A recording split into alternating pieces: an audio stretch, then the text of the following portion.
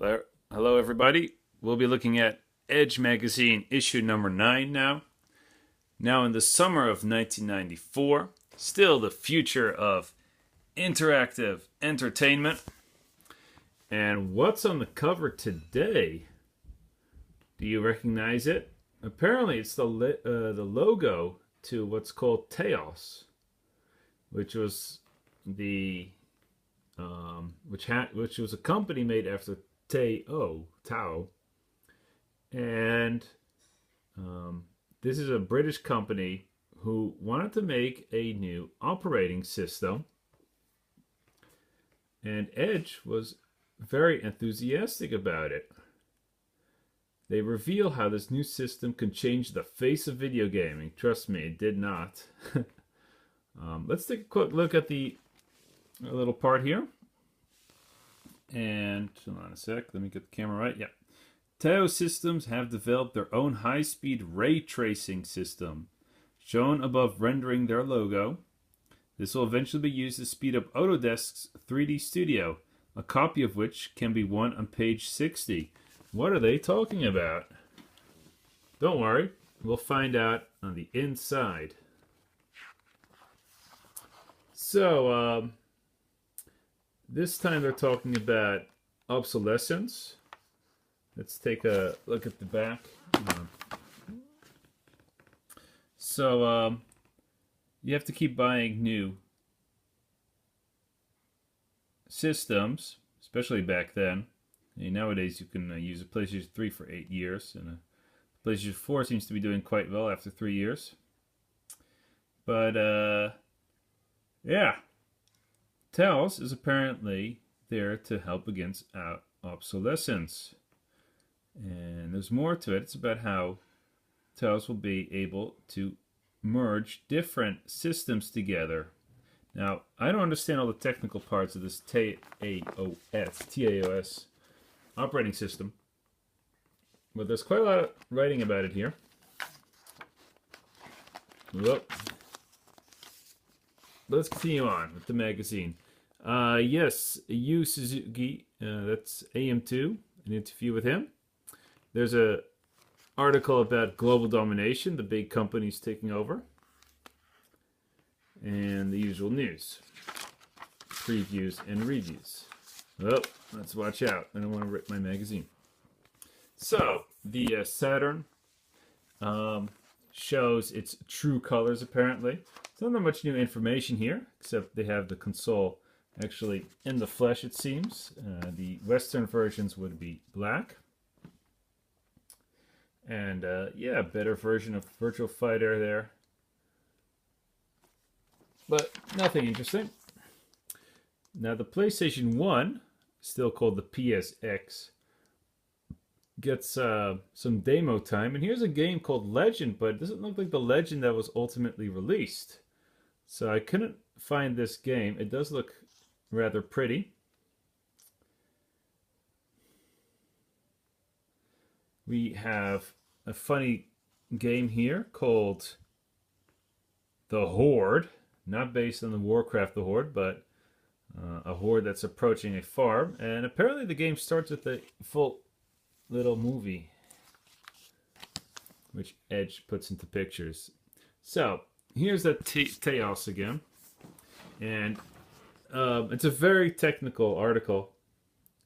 And from what I understand is that using this operating system, you can make games for multiple systems at the same time. And Edge was very enthusiastic, but it never came to anything. The ECTS, this will be the last big ECTS before E3. It comes around in 1995. And we have Trib Hawkins showing off the 3DO. This is Kasumi Ninja for the Jaguar, a rather forgettable fighting game. So yeah, the systems were shown, and those having read Edge won't see anything new. Here's the CSG. I don't know that game, but apparently this is about games in Japan. And I don't see any interesting ones being mentioned here. What's this game here? Feshugen. Ah, so Tetsujin would also be released for the 3DO apparently. Quite confusing because there was also the Tetsujin uh, made by NEC, which would become the Graphics FX system. What was it called? I forgot the name. So here we have Acorn, the company who made the BBC Micro, a very important computer in the early 80s. It was used to make Elite. And from what I understood, a lot of British schools have the Acorn computer. And now they, in the 90s, Acorn wants to use the RISC chips in order to start a new brand of computers. Yeah, I'm all for RISC technology. It also mentions ARM, which we now, the company which makes all the smartphone chips. So they were already at large in the 90s. But Acorn, nope, couldn't compete with Intel. This is interesting. Here we have a list of dates for conferences. You wouldn't see that in other video game magazines. But yeah, if you read Edge, that means you were probably a professional and you would want to actually go to these places. So that's cool. We have the Multimedia Exhibition, the Internet World Exhibition, ooh, the Internet Computer Solution Exhibition, Consumer Electronics Show Chicago. Lots to do. So here are all the rumors for this month. And David Perry is starting Shiny to make Earthworm Jim. And is there anything else interesting happening? The Super Game Boy is announced, and Edge is quite cynical, like, why would you want to play Game Boy games on a TV? But it sold pretty well, the Super Game Boy. So Nintendo was smart. They did the right thing after all. You have the letters, and I read all of them this time, but again, the usual hodgepodge of, yeah, what about this system, what about that system? Why do you give this game such a bad grade? You know, this is that shooter on the Jaguar. I discussed this a couple edges ago, Crescent Galaxy. Apparently this is your plane, and it's a 2D playing field, and this monster you shoot at. Edge says it's very boring. So, let's continue with the rest of the magazine. Here we have previews. So, Hyperion, the only game I've ever seen for the Mega LD, which uses Laserdisc technology, and as the preview describes, it's a game with lots of flashy imagery, and you shoot at things like all those other rail shooters that appeared at the time. None of them have lasted. Here we have an excellent article. It's a very long interview with JC. Who's JC? John Carmack, of course. And they talk about the possibilities of the Jaguar. So they made Wolf 3D and Doom. And apparently Wolf 3D was like made in 2 or 3 weeks, really quickly. It was really easy to make, apparently, for the Jaguar. And even John Carmack, he says it's easy to program for the Jaguar. I was amazed reading that because everybody else said it was a nightmare with all those different processors. And he's very positive about the possibilities of the Doom version. And yeah, so what John Carmack did eventually in the Jaguar version of Doom was he took out the music to add to the graphics. And it does look better than the PC version. Just like Wolfenstein 3D looks much better on the Jaguar than on the PC. But Jaguar version doesn't have any music. Here are pictures of the Wolf 3D version. You can see it's much sharper. They redraw the images to look better. I mean, it's still only Wolf 3D, but yeah, it looks nicer. And that's on the Jaguar. Yeah, so Carmack loves the Jaguar apparently, and he's skeptical about the Super Nintendo because he doesn't. Carmack says he doesn't like how Nintendo has a grasp on everything that's in the games. I believe especially the mature content. So he says, "Oh, we won't be making any more games for Nintendo," and that probably didn't help them. Actually, come to think of it, Quake 1 was released for the Nintendo 64, but it was a bad port. Quake 2, on the other hand, was an excellent port for the Nintendo 64. Surprisingly, though, it wasn't as good as the PlayStation 1 port, which is one of the most magnificent feats in programming. But let's look at Theme Park here, which is a lot like Roller Coaster Tycoon. And you probably get the idea. You run a park and try to make money by making people happy and rides attractive. Made by Peter Molyneux, one of his best efforts. Here we have Flink. I didn't know about this game before I read this, but it's a platformer game for the Mega Drive, and I think it was also released for the Super Nintendo. And it looks pretty, and that's all there is to it, really. Made by Psygnosis, the company that would later make a lot of games for the PlayStation. Here you have Outpost, a strategy game, and I didn't bother to look this up, but it looks rather bland to me. Maybe at the time it was quite new, but well, maybe we'll have a review later on in Edge 10, 11 or so. Excuse me for the sounds outside. Lords of Midnight 3. This was a hard game to look up.